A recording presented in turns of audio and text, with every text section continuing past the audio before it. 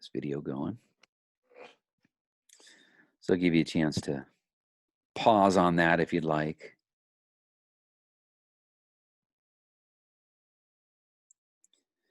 And so the thing I'm going to focus on today, and we'll do a little bit of, you will deal with the defense and just how we align is what we're going to focus on. Again, nobody knows what really position they're playing, but we have to be able to line up correctly, as we've said. So terminology wise, I'll hold off. I will give you a little bit more of this. So we're on defense here. So the offense, they've got a center. So on both sides of the center, that's what we call the A gap. This is pretty scientific here. All right. And then I'm not sure why they call it, it's a joke.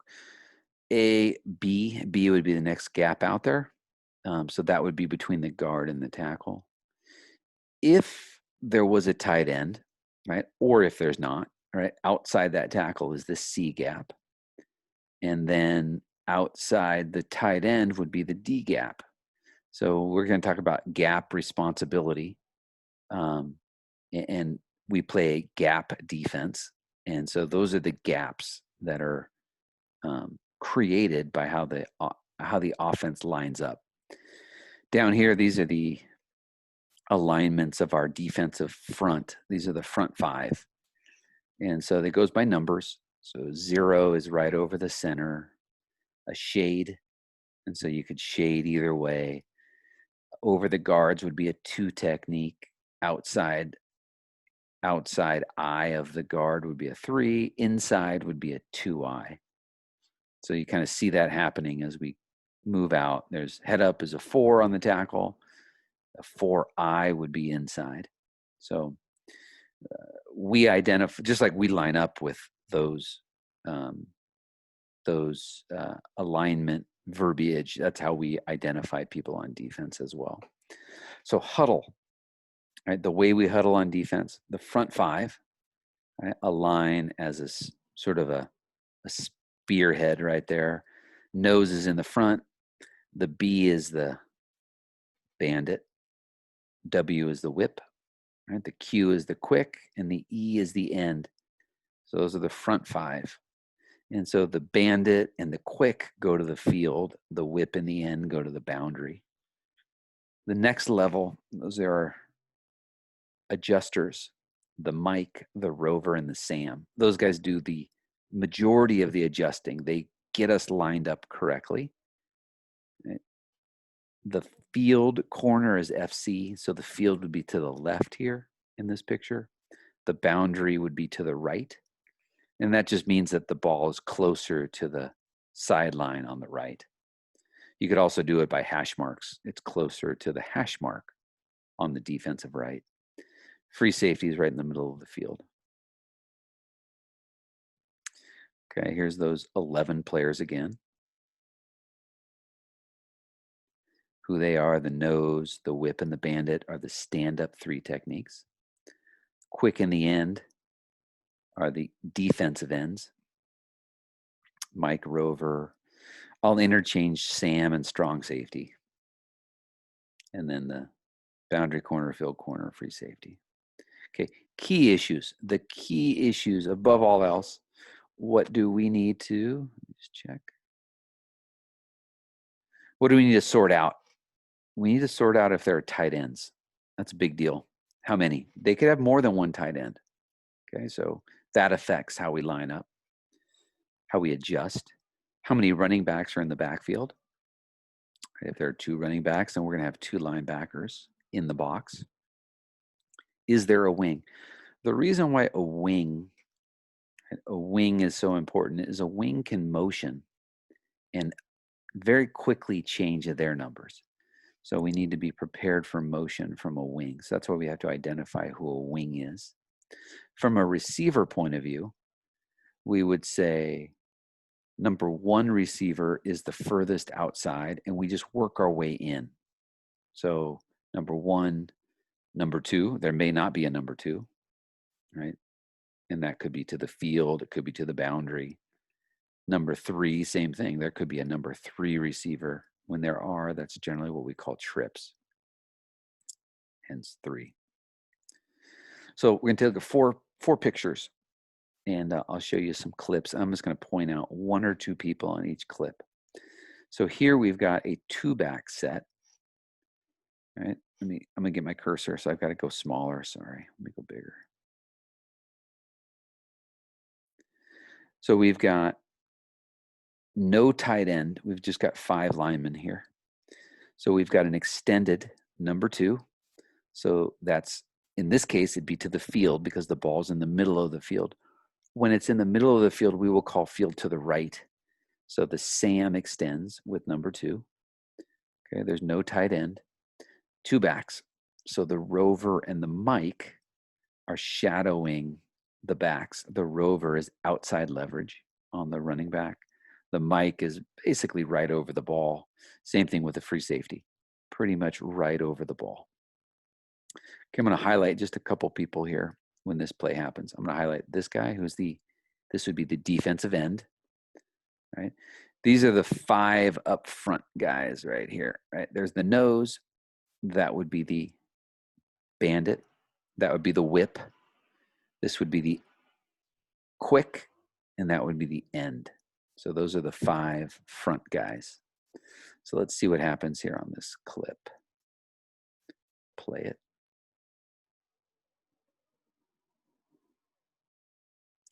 So I'm going to highlight this guy.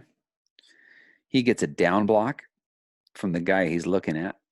He sees a down block. He has to charge that gap, and he needs to get this guy to block him. That then frees the rover to become what we call the force player, who forces it back inside. So as you notice right here, that defensive end, he's not worried about trying to make the tackle.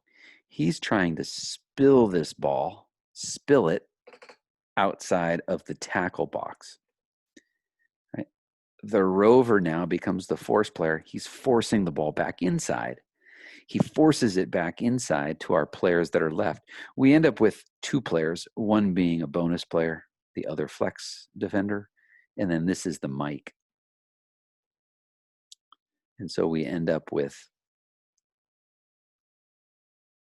a down block. Right? He attacks that gap. Right? He takes up that wing, that running back defender, gives us a rover. Again, he's not trying to make the tackle here. He's trying to force him back inside. It'd be great if he made the tackle, but he has to maintain his leverage. So that's why he's outside. He's the force player. And then we've got more people inside.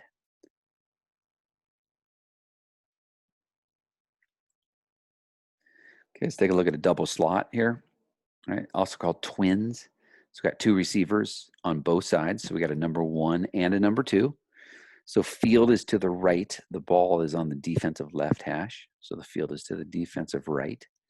So the Sam is extended to the right. The rover to the left. The Mike is pretty much right over the football. Free safety is shaded to the field. So that's how we line up. We got 5 other players, right? Those front 5 are lined up the same way every time. Let's take a look at what they do here.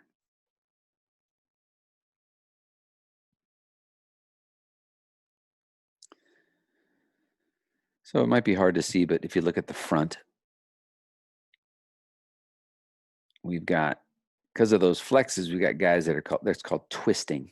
So we've got some twists, some stunts. We get a crosser, and so our Mike linebacker is able to pick him up, and boom. Even if he caught it, it was a no gain. Let's watch it one more time.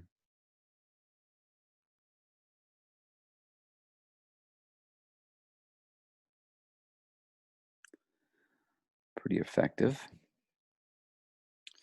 All right, let's take a look at a tight end. So the tight end, let me get my cursor. Tight end's down here. We've got a wing on the defensive right. So this wing is somebody who could go in motion and quickly change the numbers. He will here in just a second. And when we do that, we are going to rotate the Mike and the rover. The tight end is down here on the defensive left. and the Sam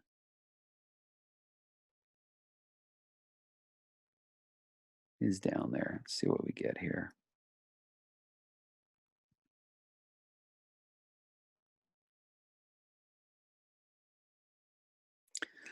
Little run fake. And after all that, all they're going to do is throw a fade up top.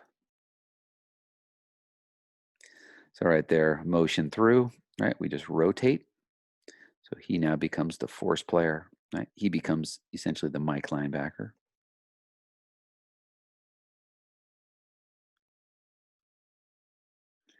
I also said that free safety runs a lot in this defense. Here's an example. If that defender could hit the ball back to the middle of the field, we got a chance. You got a chance to get that free safety to make a play on it.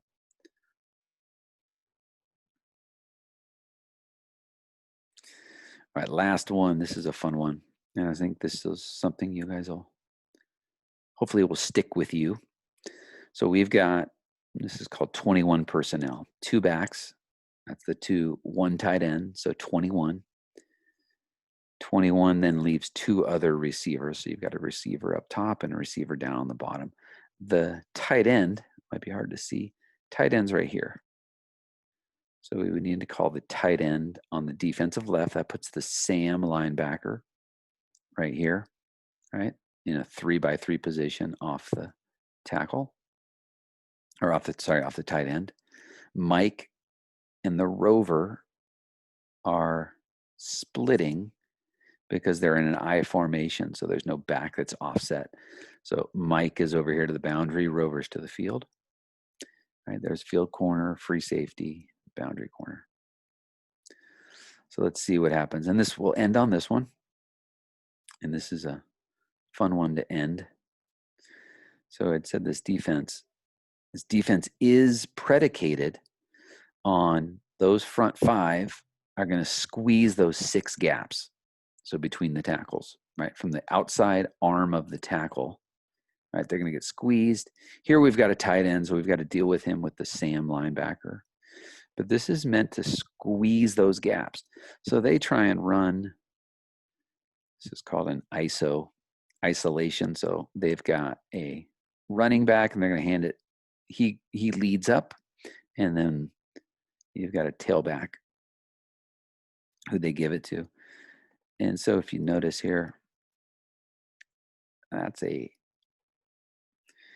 going to borrow a term here. That's a mosh pit is what that's called right there. You got a lot of defenders. That means somebody can try and rip it out for one, but there's no success running between the tackles in this defense.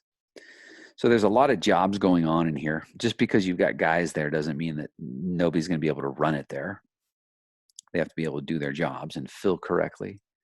But if we can do that, you'll end up with pictures that look like that. You'll end up with no gain on plays that they attempt to run between the tackles. So I'm going to kind of leave you with this, guys. You guys done a great job showing up. And again, I'm recording all this, so it'll be for you.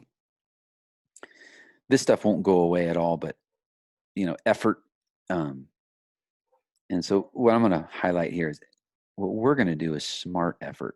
It's going to be smart stuff. And it's not just effort, but it's scheme and how we do it. So I'm excited to keep working on that with you guys, and hopefully giving you guys a chance to learn a little bit of football before we end up being able to get together. So that's what the whole point is here, is that when we get together, we'll already be speaking the same language and be able to get started playing football a little bit sooner. Okay. Keep doing your workouts and keep staying active. Okay. I know school's about to start here, and we're going to keep doing this during school. This is perfect time, huh? With what goes on in school. So we'll be able to keep doing this. And then when we are able to meet together, we're going to be we're going to be way ahead. And we're going to need to be. So I'm